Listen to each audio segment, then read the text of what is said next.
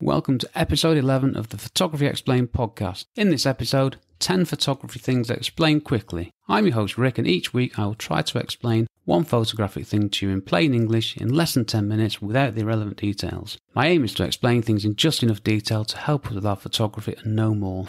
A few changes on this episode. I'm going to be stumbling less than in the previous take, which I got 9 minutes into and realised I was talking absolute rubbish. So I've just deleted that and started again. Yeah, I want to broaden things out a little bit more. There's a few other things I want to say, such as this. Why is it when I put my microphone and headphones carefully in my desk drawer, when I come to take them out again to record the next episodes, like I've just done, why are they tangled up? How does that happen? Is there a device or app or something that just goes around tangling up cables just to annoy us? That's what happened. Anyway, episode 11, double figures plus one, delighted to be here. 10 photography things explained quickly. Now you would have thought now I'm on episode 11 I'll be able to say the word photography, but we'll see how it goes. On with my Yorkshire tea, let's get into this.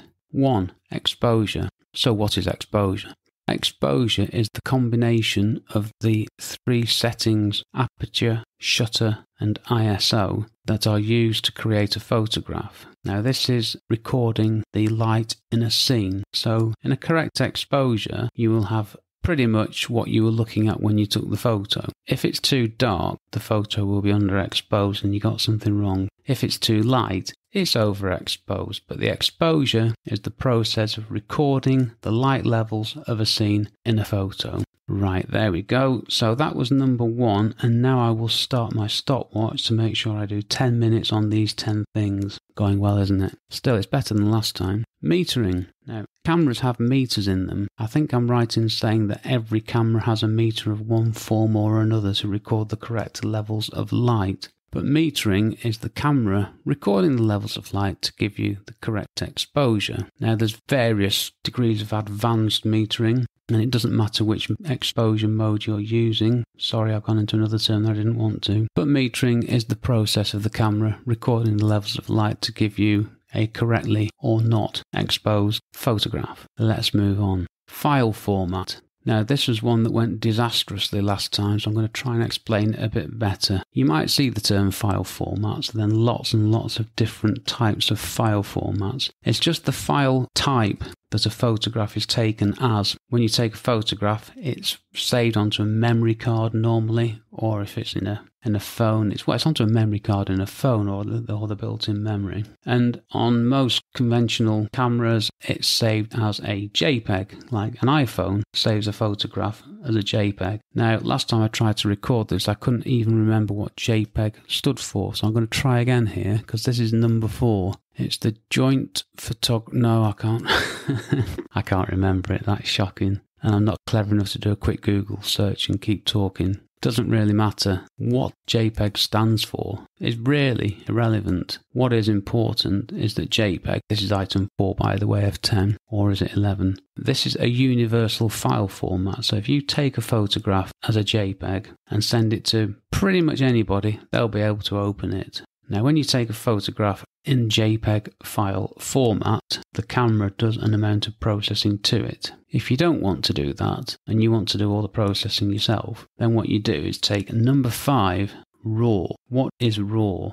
RAW doesn't stand for anything. It should stand for something, really. I find it a little bit disappointing, and I'm going to try my food analogy again here. In a minute. When you take a photo using the RAW file format, there is no processing applied to the image. When I say there's no processing applied, there must be some to create from stuff coming through a lens onto a sensor. Something must happen to make a photo, but there's no adjustments. It's recording what it saw.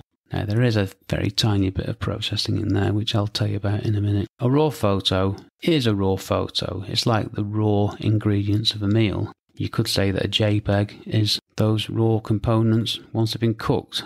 Does that make any sense, or am I making it worse? And again, raw files cannot be read by anybody like a JPEG can. So what you would ordinarily do if you take photos in the raw file format, once you've done all your editing, you then export them as a JPEG and then you can send them to anybody. Okay, so that's file format, JPEG and RAW. There are lots of other file formats, but this is the vast majority covered in one go. Moving on, AF. AF stands for autofocus. There are two types of focus in a camera, manual focus and autofocus. Now, if you can turn off the autofocus and you've never tried manual focus, try it. Back in the day when I got my first SLR, we didn't have autofocus. We had manual focus and that was it. You just had to get it right or not. I was fortunate to own a camera called a Canon AL1, which had something, I think it was called focus assistance. We are talking back in the 80s now. Yep, all that time ago. And what happened, it was still manual focus, but when you got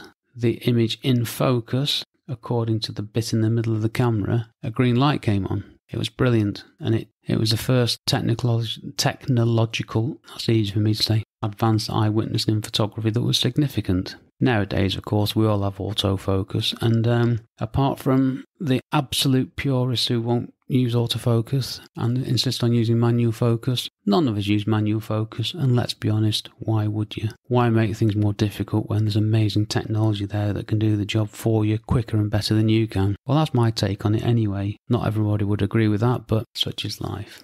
Moving on, depth of field. There's a lot of terms in photography which, if we were starting again now, we wouldn't call them that. Depth of field's one of them. Depth of sharpness I could go with, or something like that. The depth of field is the amount of a photograph that is sharp, from going from the front to the very back of the photo. With a shallow depth of field, you'll have one part of the photograph in focus and the rest will be out of focus or blurry. With a wide depth of field, or a large depth of field, more of the photograph will be sharp. Now, depth of field is changed by changing the aperture on the lens and is related to focal length, which I'll come on to next. This is one of the problems, really, trying to explain these things. I can't think of anything in photography that I can explain without having to explain something else, which is just as complicated and baffling. So depth of field is, you could call it depth of sharpness. I prefer that. I do architectural photography and construction photography. I pretty much always want everything in sharp focus unless I'm focusing on a detail, so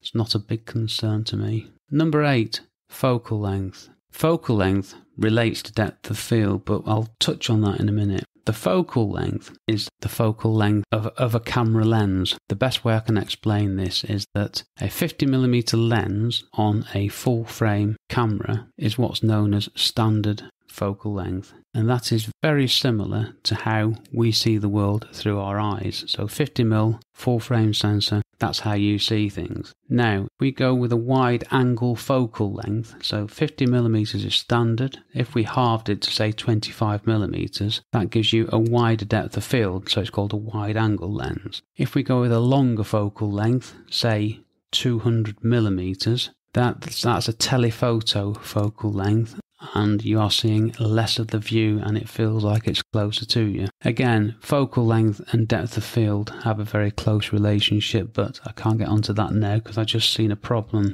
Number 9 is focus. Now, focus is where you tell the camera to focus, as in which bit you want sharp. On my Canon 6D, I have 11 focus points, and I tend to focus using one selected for each photo. I work the rest out from there. I think the Canon EOS R has something like 4,000 focus points. I can't work out how you can have 4,000 things in focus at the same time, but then again, maybe that's just because I'm stupid. So focus is what you're focusing the camera at, and it's normally the main part of a photograph. Number 9, again, metering. I've already covered that, so we're good there. That's just a tight copy and paste on my part. Number 10, last one, 1 minute to go. White balance. This is a camera setting which we're told we should adjust to the lighting conditions around us. So if we're outside on a sunny day, we should go to that setting. If the clouds come over, we should go to cloudy. If it goes shady, we should go to shade. You've also got tungsten and other ones, fluorescent. That's what you're meant to do, and that's what everyone tells you should do. But I take photographs in RAW and I process them in Lightroom. So shock horror, I leave my camera on auto white balance and change it after the event. Yep, the purists will be jumping up and down at that, and they'll be emailing me telling me that I'm giving you bad advice, but that's what I do. I've never had a problem with it, and I can change the white balance in Lightroom at will, and you can't do that as well with the JPEG file. Right, 10 minutes up. That's 10 things explained in 10 minutes. I think that was a better take than the first one, which I, in a fit of rage, deleted. Next week, what am I doing? Next episode, I must remember I'm doing 2 episodes a week at the moment. I might scale that back after Christmas. You never know, I am enjoying doing this. What am I talking about next on the Photography Explained podcast? Well, I'm going back to what I said I was going to talk about. Why composition is so important. I don't want to go straight into all the technical stuff. I've done a bit of that. I've tried to be a bit broader about the things I'm covering. We seem to spend all our time talking about f-stops and all that other stuff when there's a more important thing in photography. It's called what you take a photograph of, what you put in your composition. So something I really want to focus on, no pun intended. I must think of a different term than focus on. That's what's next. I might record it now. I might wait until my tongue's working properly. Okay, I'm done here. Thank you very much for listening. Thank you for making it all the way to this point. Gold star from me for that. I hope you enjoyed this episode. I hope you learned something. If you did, please leave a nice review and rating wherever you get your podcast from, it says here. And please subscribe so you don't miss an episode. And if you could also tell everyone you know about my podcast, that would be even better. Best stick to the people who are interested in photography, I guess, or people you think might want to get into photography. Where can you find out about me? Yes, I need to talk about me briefly. You can check out my website, rickmcavoyphotography.com. where you can find out all about me and my architectural and construction photography work. That's where you'll also find my blog, and that's also the home for my small but perfectly formed podcast. Last thing for now, if you want me to explain something, give me a shout. Well, you can't give me a shout because I won't be able to hear you. Head over to my website, click on the podcast tile. I would say fill the form in, but the form's not working now, so all it says is just drop me an email. I'll add your thing to the list, and at some point, when I get round to it, I will give you a shout out on that episode, and also a link in the show notes back to your website if you have one. The list is now live on my website for everyone to see. I need to double check on that before I publish this. Okay, I'm done. This episode was brought to you by the power of Yorkshire tea. No, it's not paid for, it's just I had a cup of tea by the side. I've been Rick McAvoy. Thank you again very much for listening. I really do appreciate you giving me your time, and I will see you on the next episode. Cheers from me, Rick.